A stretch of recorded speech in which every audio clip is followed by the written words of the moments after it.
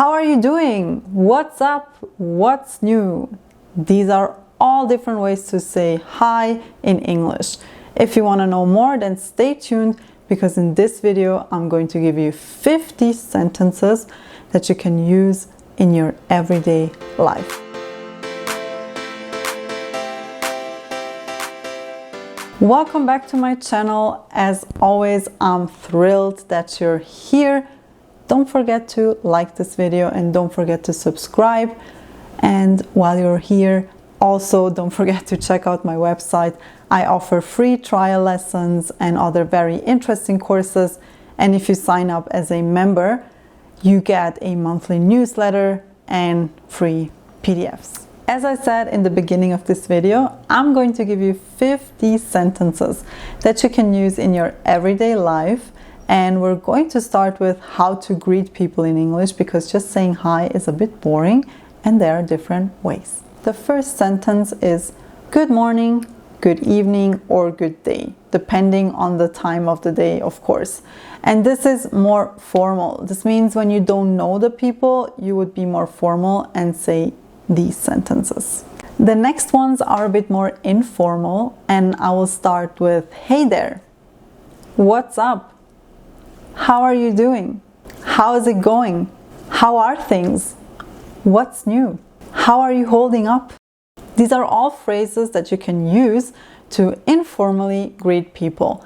In the States, I hear this what's up and how are you doing very often. As soon as you enter a store, they're like, hey, what's up? How are you doing? And now we're going to look at how you can express to someone how you're feeling. So if you walk into a store and someone asks you, how are you doing? You can say, I'm fine, thank you. How are you? You can also say, I'm pretty good, or I'm doing well, thank you. You can also say, I can't complain. Life has been treating me pretty well lately. You can also say, same old, and you? Same old means that everything is still the same, nothing has changed so far. Of course, there will be days when you will not feel the best. But even then you can express yourself and say, for example, I'm tired, but except from that, I'm doing pretty well. Or you can say, could be better, but I'm holding up. This holding up means that I'm dealing with the situation and that I'm okay with it. Now let's move on to the phrases to express that you are thankful and grateful for something. You can say, I really appreciate that. Thank you so much. I'm really grateful. Thank you. I owe you big time. Thank you so much. This means that you're so grateful that you will do something for them in the future or when they need it. I didn't expect that. Thank you so much. You can use this, for example, when you're very surprised and you really didn't expect something. For example, it's your birthday and they throw a surprise party for you and you didn't expect that and you're so thankful for this surprise. Thanks for having my back. This can be used when someone supports you in a very difficult situation, or when everyone is against you and this only person is there and is like defending you. You can say like, hey, thanks for having my back and being there to support me.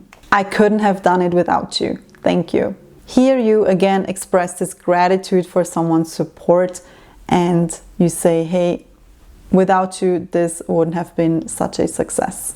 I can't thank you enough. Instead of saying thank you, thank you, thank you, thank you like 1,000 times, you can just say I can't thank you enough. Let's move on to phrases that you can use to ask for information. Very important if you're traveling in an English-speaking country. The first one is, can you tell me where I can find whatever you're looking for? Or could you tell me where I can find? So what is the difference here? We have can and could. I mean, it's the same sentence, it's the same meaning. We want to find something and we are asking for information. The difference between this can and could is that can is informal and could is formal. In the German language, we really have this distinction where when we don't know someone and see the person for the first time, we would say, could you give me this information?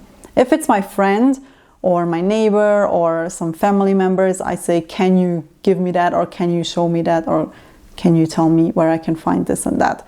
So the difference is, can is informal, so when it's friends or relatives or neighbors that we know, and could is very formal. This is used when we don't know the people. The next one is, do you know?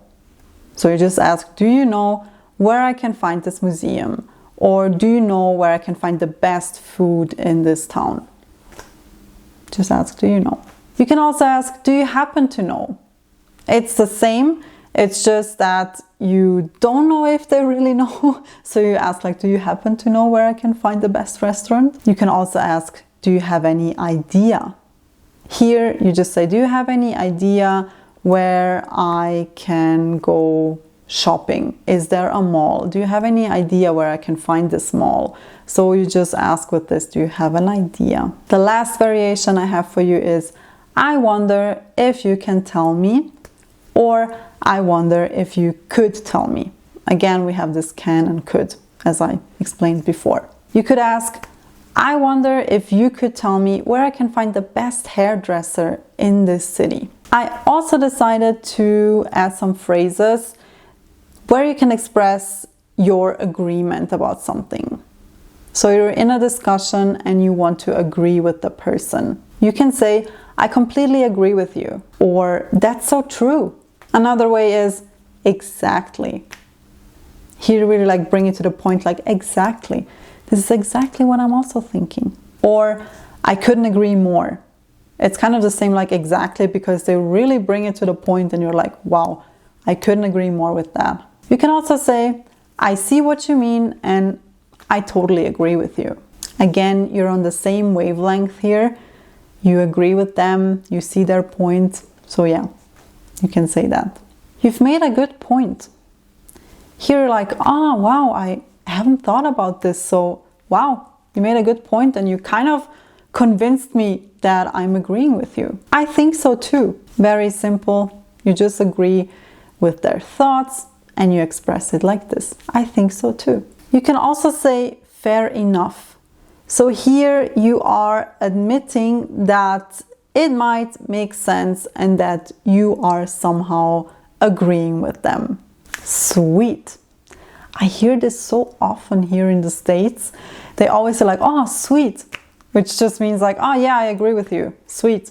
On the other hand, I also prepared some sentences for you to express your disagreement with someone, because sometimes you just don't agree with people and want to tell them. You might be right, but I don't agree with you.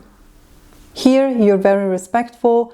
You tell them, okay, that's your opinion. You might be right about the situation, but I don't agree with you. I don't see it like this. I'm sorry. I think otherwise. Again, you're just expressing your disagreement. I'm not sure that I agree with you. Here, we're still kind of respectful and we don't want to crush them. We want them to have their opinion because everyone's allowed to have their opinion. But yeah, we're not really sure if we can agree with that. That doesn't make much sense to me, but I understand your point. Again, we're expressing our disagreement in a very respectful way. We say that, I'm thinking about it, but it doesn't make sense to me. I'm sorry. But I understand that you have this point. I beg to differ. Hear this very often, very short and easy. I beg to differ. Another very easy one is, I don't think so. I don't think so. And after all of the greetings, finding the best museums and restaurants, and after all the discussions, it's time to say goodbye. And here are some phrases for you to say it. Instead of goodbye, you can say, see you soon. I mean, this makes sense if you're saying goodbye to a friend, and if you're going to see the friend, let's say soon, in a week, or even like tomorrow, you can say, see you soon. This doesn't make much sense if you're not going to meet the person again. Have a good one, which just means have a good rest of the day, or have a good week, or have a good, I don't know, morning, whatever. Just like, have a good one. Talk to you soon. This can also be used when you're on the phone and before you're hanging up, you can say, hey, talk to you soon. Bye. Very simple, but effective. Send love to your family. Again, this makes more sense if you know the family, but of course, if you want to be nice to a stranger, you can say, I see no problem with it, and it's just showing that you're a really good person.